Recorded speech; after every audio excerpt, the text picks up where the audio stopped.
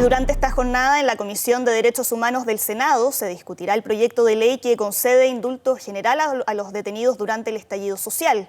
Una iniciativa que ha generado polémicas y críticas no solo desde el oficialismo, sino también dentro de algunos sectores de oposición. Vamos a tomar contacto con uno de los patrocinantes de esta iniciativa, el senador de Revolución Democrática, Juan Ignacio Latorre. Senador, ¿cómo está? Muy buenos días. Gracias por conversar con nosotros. Hola, buenos días. Gracias por el contacto. Senador, al leer el proyecto ahí se esgrimen una serie de argumentos, hablan, y aquí cito, de persecución por parte del Estado en un contexto social y de violaciones a los derechos humanos, de utilización de pruebas ilícitas y también de un uso abusivo de la prisión preventiva.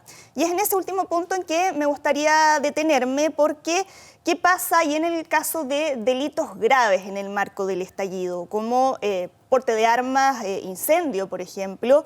¿No le parece que ahí hay un uso razonable de la prisión preventiva?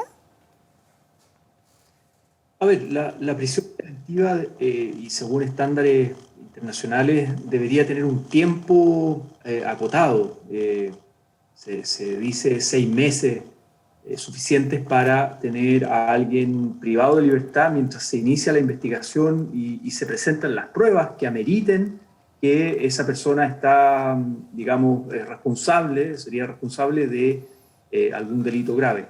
En muchos casos estamos hablando de prisiones preventivas de 10 meses, un año, y esto no solo ahora en el contexto del estallido, esta es una crítica que se viene haciendo hace mucho tiempo en Chile, particularmente con determinados grupos sociales, jóvenes, pueblo mapuche, hay críticas que se han hecho al respecto. Sin embargo, ahora con el estallido social se masificó aquello y en un contexto también de una crisis de legitimidad de la institución de Carabineros, donde muchas de estas detenciones son simplemente con partes policiales o pruebas muy poco contundentes, como ha quedado demostrado, por ejemplo, en el caso del incendio del Metro Pedrero, donde estuvo un señor Morales con su sobrino menor de edad, de 16 años, detenidos, privados de libertad, 10 meses, acusados del incendio pedrero, y finalmente fueron absueltos porque las pruebas eran absolutamente falsas.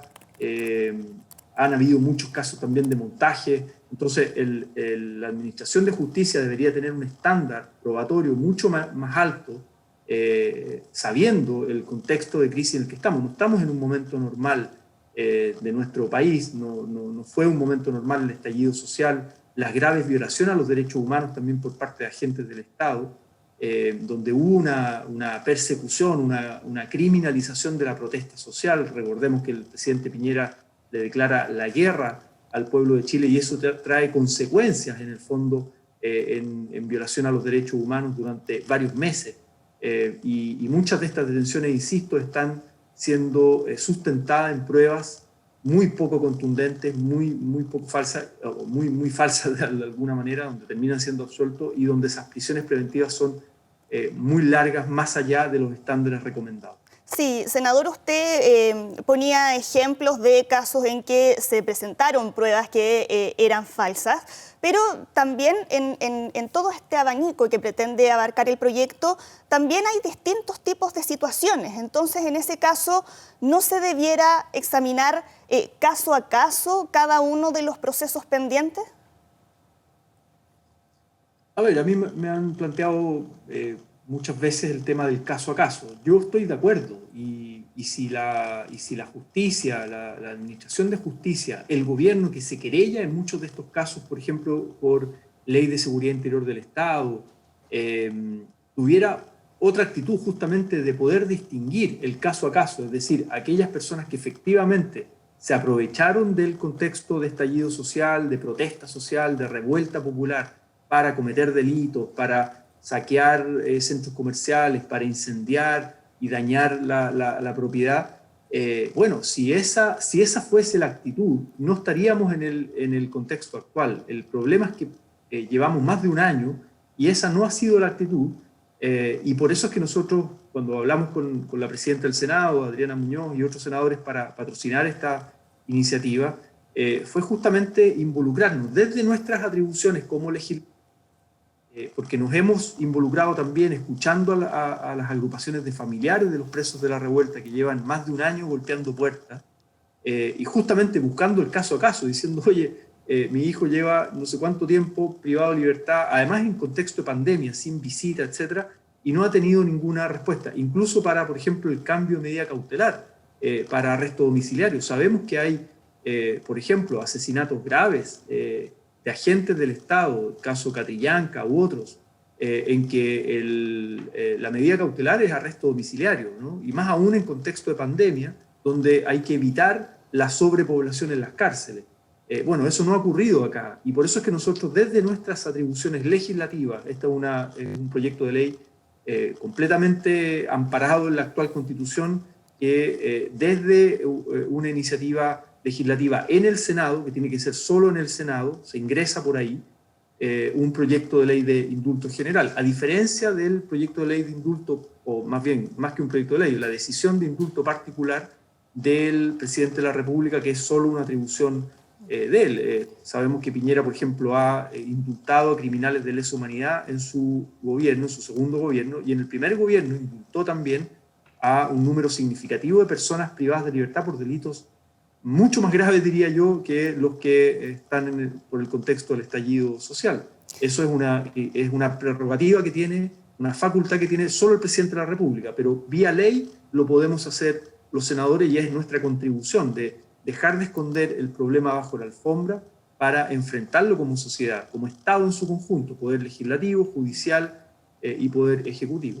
Ahora, senador, usted, volviendo también al tema de la prisión preventiva, usted nos decía que con el estallido social la prisión preventiva se masificó, pero de acuerdo a lo que han dicho algunos estudiosos en la materia, como el profesor Mauricio Duce, él dice que el porcentaje de personas que quedaron en prisión preventiva durante el estallido social es similar al porcentaje de personas que habían quedado en prisión preventiva previo al estallido, y que en ese sentido estas cifras no muestran un afán punitivo especial.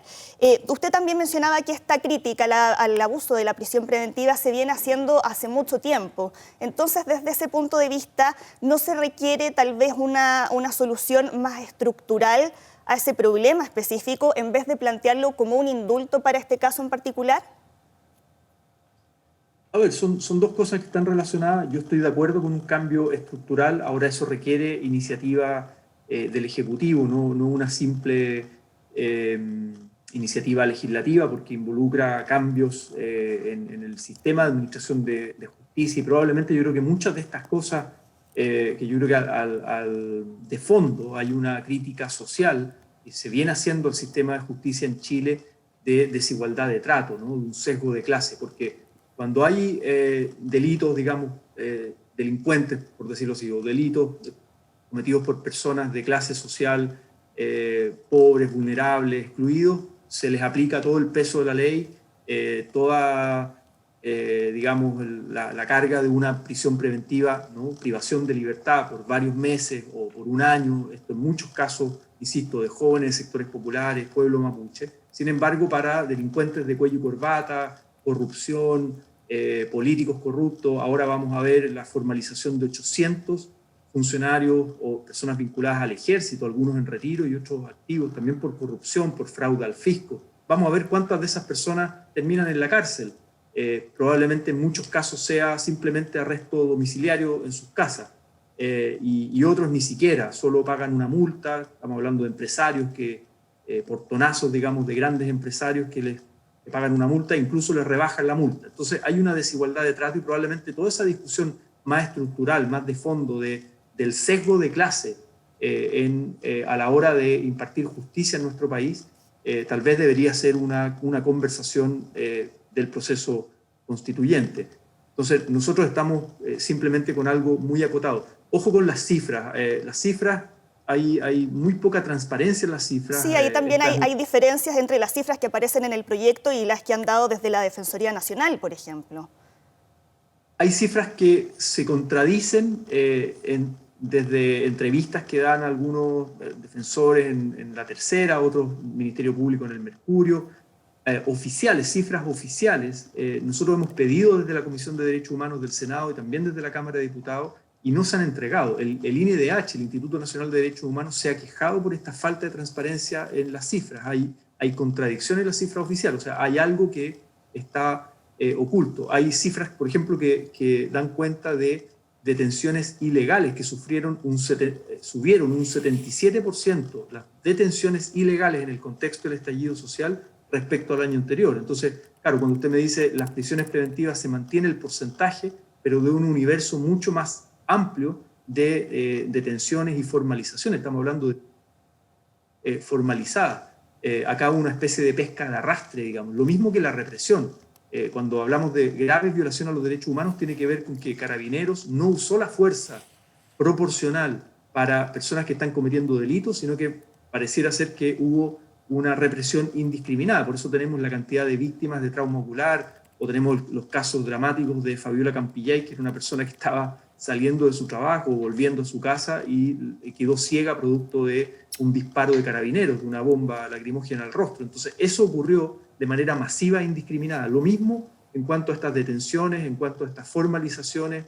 Acá no se distinguió manifestantes de personas que efectivamente se aprovecharon de las manifestaciones para cometer delitos. Y vemos que las pruebas, no hubo un trabajo profesional con registro, con videos en muchos casos, para poder acusar efectivamente a quienes están cometiendo delitos. No hubo una inteligencia policial al respecto. Hubo, insisto, una especie de pesca de arrastre. Todavía no sabemos quién quemó los metros. Estamos a más de un año y no sabemos quién quemó los metros. Eso fue producto probablemente de alguna organización especializada que supo hacer esa operación simultánea, que es gravísimo.